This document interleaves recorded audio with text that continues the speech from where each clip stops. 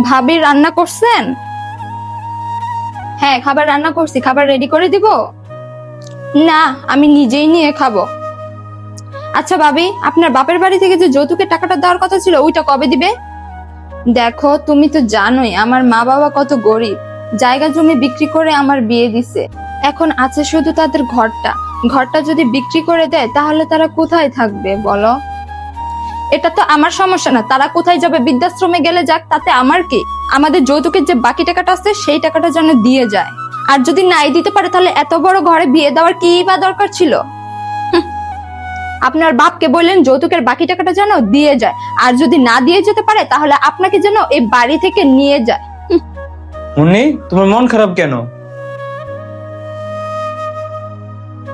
খাবার খাইছো? না, কথা শুনেই আমার পেট ভরে গেছে। কেন, কে কি কিছু বলছে তোমাকে? ওই যে যৌতুকের কিছু টাকা বাকি আছে না, ওইটা নিয়ে আমাকে কথা শোনাইছে। ওটা তো আমার মা আর বোন, তাদেরকে তো কিছু বলতে পারবো না। কেন, এটাই আমার এই মাসের স্যালারি। আমার মাকে দিয়ে বলবা তোমার মা এটা যৌতুকের টাকা পাঠাইছে, বুঝছো?